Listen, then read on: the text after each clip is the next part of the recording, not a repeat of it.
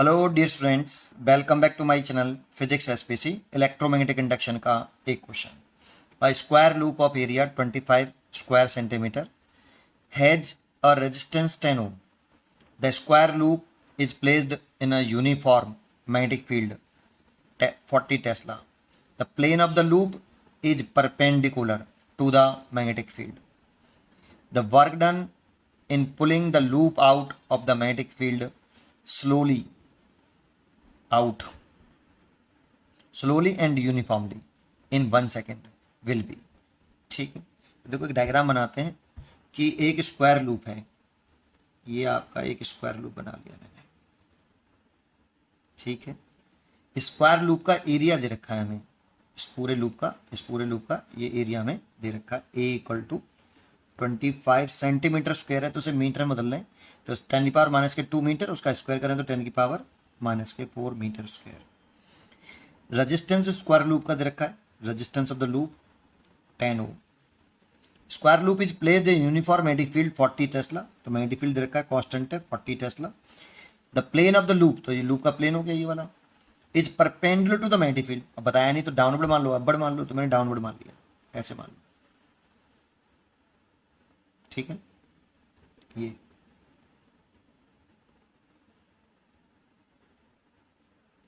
ऐसे मान लो, ये मैग्नेटिक फील्ड हो गया, डाउनवर्ड डायरेक्शन में मान लिया। अब कह रहा work done is in pulling the loop out of the field. तो इस लूप को बाहर निकालना है जस्ट। देखो ये एंड मान लो थोड़ी देर के लिए, ये P, ये Q और ये R और ये S। तो पूरा लूप बाहर निकालना है magnetic field slowly and uniformly 1 second में बाहर निकालना है। तो ये लूप कुछ इस तरह से बन जाएगा। देखो बाहर जब निकलेगा तो पूरा बाहर निकलेगा, जस्ट बाहर निकलेगा ऐसे। तो जो एंड P है ना वो यहाँ आ गया, ये P वाला एंड, और Q वाला यहाँ आ जाएगा, और जो S वाला है वो यहाँ आ जाएगा, और R वाला है वो यहाँ आ जाएगा। और जैसे यहाँ आया तो मैंने यहीं तक मैग्नेटिक फील्ड माना है, इसके बाहर निकले आया। इसे बाहर निकलने में कितना समय लगा? 1 सेकंड। तो मान लो ये कितनी रफ्तार से बाहर निकल रही है, V स्पीड से यूनिफॉर्मली निकाल रहा है, कांस्टेंट स्पीड से, और स्लोली निकाल रहा है। तो स्पीड इज इक्वल टू होता है डिस्टेंस अपॉन टाइम। तो मान लो इसकी जो लेंथ है वो L है।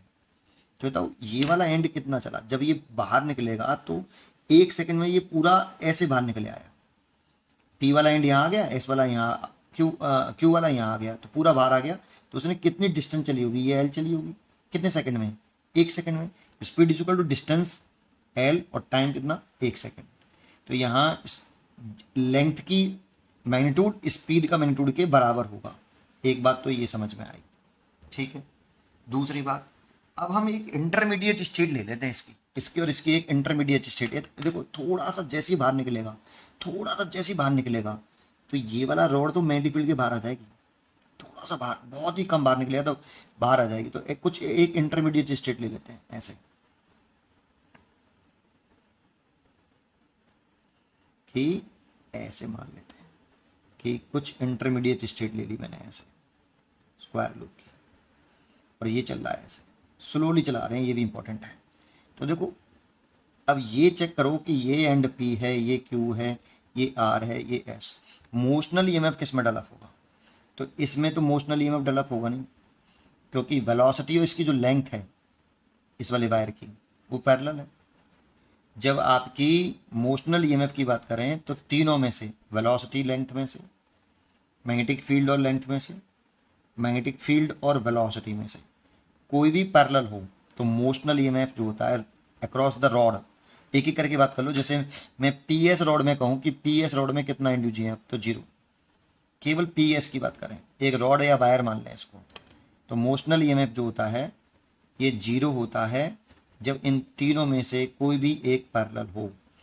तो देखो यहाँ पे वेलोसिटी और लेंथ पैरेलल है, इसीलिए मोशनल ईएमएफ PS में तो कोई इंड्यूस डेवलप नहीं होगा।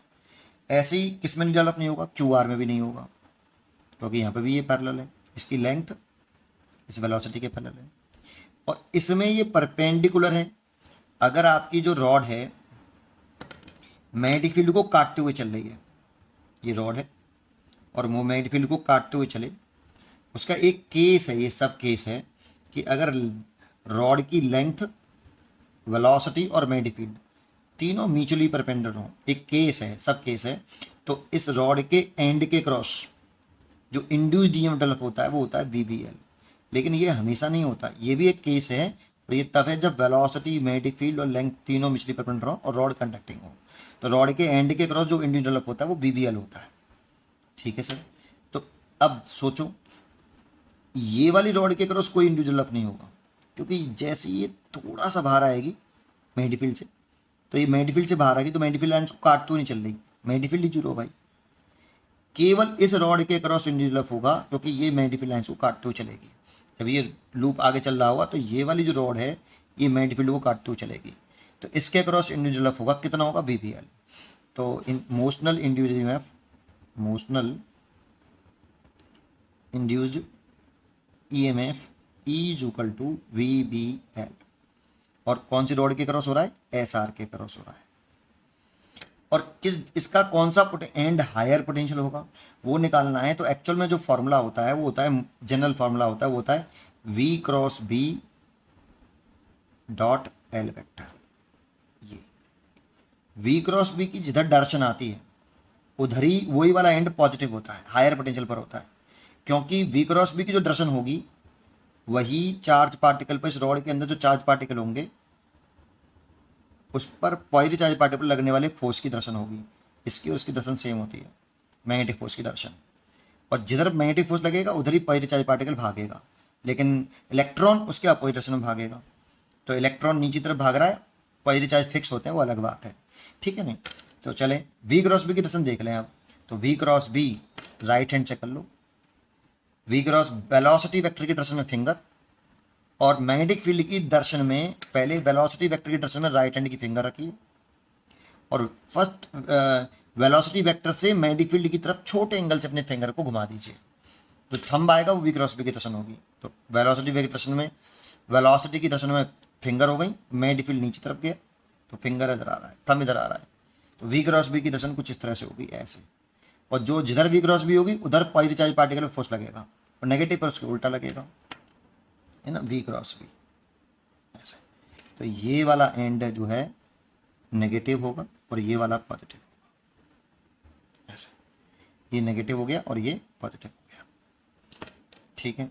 तो एक बात बताओ, करंट कैसे फ्लो करी? करंट ऐसे फ्लो करी बेटा, इसमें करंट फ्लो करती है बाहर, सेल के बाहर, high potential to low potential, तो करंट ऐसे फ्लो करेगी। जैसे ही इसमें करंट फ्लो करी तो इस पर मैग्नेटिक फोर्स लगने लगेगा, इस वाले वायर पर, क्योंकि ये तो मैग्नेटिक फील्ड के बाहर है और ये मैग्नेटिक फील्ड के करंट फ्लो कर रहा है, इसका फोर्स कैंसिल हो जाएगा। तो इसकी बात करो, इसकी, तो इसमें जो करंट डेवलप हो उसकी वजह से मैग्नेटिक फोर्स लगा FM बराबर इस वाले वायर पर IBL साइन थीटा। वैसे IL क्रॉस B होगा, और L क्रॉस B की जो डायरेक्शन होगी वही FM की डायरेक्शन होगी, और L की डायरेक्शन वही मानते हैं जो I की डायरेक्शन है, तो L क्रॉस B कर लो। ये L करंट की डायरेक्शन में L वेक्टर मान लो, और B नीचे की तरफ है तो L क्रॉस B, तो मैग्नेटिक फोर्स लगेगा इधर, तो मैग्नेटिक फोर्स लग रहा है इस पर इधर की तरफ FM, ऐसे। कितना लग रहा है मैग्नीट्यूड में लिखेंगे तो FM बराबर होगा ILB, एंगल 90 डिग्री है, साइन 90 डिग्री। L और B की डायरेक्शन के बीच में एंगल 90 डिग्री है, ये L हो गया बेटा, ये वाला। तो साइन 90 तो 1 हो गया, और I की वैल्यू जो होगी वो निकालें तो I इक्वल टू होगा इंड्यूस्ड ईएमएफ अपॉन रेजिस्टेंस। पूरे लूप का रेजिस्टेंस हमें रखा है R, तो I इक्वल टू हो जाएगा VBL बटे R। यहाँ रख देंगे तो मैग्नेटिक फोर्स निकल आएगा आपका, I की वैल्यू पुट कर दो तो V और L और B, और L और B 2 बार हो गए, BL और BL, तो L square B square over R, इतना मैग्नेटिक फोर्स निकला। अब इसको बाहर निकालने के लिए हमें इस पर एक एक्सटर्नल फोर्स लगाना पड़ेगा, इसके जस्ट अपोजिट, क्योंकि स्लोली निकालने कैसे निकाल लें, स्लोली और यूनिफॉर्मली। तो ये दोनों फोर्स स्लोली निकाल लें, दैट मीन्स स्पीड कांस्टेंट रखनी है उसकी, है ना, ये स्पीड को कांस्टेंट रखना है, तो धीरे धीरे खींचो उसको। तो एक्सटर्नल फोर्स FM के जस्ट बराबर होगा। तो एक्सटर्नल फोर्स जो होगा F external is equal to magnetic force के बराबर होगा, और मैग्नेटिक फोर्स है आपका ये रहा VL square B square over R, this is the external force. अब वर्क डन पूछ रहा है, तो work done by pulling force, work done by pulling force, ये और पूरा बाहर निकालना है। ठीक, तो कितना लिखें बेटा, W is equal to F external, और पूरा बाहर निकालेंगे इस लूप को तो डिस्प्लेसमेंट कितना होगा, इसकी साइड के बराबर। तो डिस्प्लेसमेंट हो गया L और एंगल हो गया कितना, 0 डिग्री, क्योंकि एफ एक्सटर्नल भी इधर ही लग रहा है और डिस्प्लेसमेंट भी इसी डायरेक्शन में है, तो एंगल 0 हो गया। एफ एक्सटर्नल कितना है, V L square B square over R और इंटू एल और cos 0 के वैल्यू 1। देखो यहाँ जो वेलोसिटी है ना, इसका जो मैग्नीट्यूड है वो लेंथ के बराबर है, तो इस वेलोसिटी की जगह पे भी एल लिख दूँ, तो एक एल, 2L और ये 3L, 4L हो जाएंगे, और बी स्क्वेयर बटे आर। और स्क्वायर लूप का जो एरिया होता है वो साइड का स्क्वायर होता है, तो एल के स्क्वायर की जगह पे हम एरिया लिख सकते हैं लूप का, तो लिख सकते हैं एरिया का स्क्वायर, क्योंकि एल की पावर 4 है, A square into B square over R, बस वैल्यू पुट करनी है। ए की वैल्यू रखी है 25 इंटू 10 की 25 इंटू 10 की पावर, ये था स्क्वायर कर रहे हैं तो -8 आ जाएगा भाई, है ना, होल स्क्वायर करो ना। और मैग्नीफिल्ड रखा है 40, तो 40 इंटू 40, और रेजिस्टेंस दे रखा है कितना, 10 ओम, रेजिस्टेंस रखा है 10 ओम। ठीक है, तो देखो 1 0 से ये 0 कट गया, और इस 25 का मल्टीप्लाई इस 4 में कर लें तो ये 100 हो गया, और 25 का मल्टीप्लाई इस 4 में कर लें तो 1000 हो गया बेटा, और 10 की पावर -8 हो गई, तो ये पूरा हो गया 10 की पावर -5 प्लस के 5, और ये -8, तो 10 की पावर -3 इतने जूल आया। दैट मीन्स 1 इंटू 10 की पावर -3 जूल, ये आंसर हो गया। तो 1 इंटू 10 की power -3 joule, B choice is correct. पढ़ते रहिए और खुश रहिए।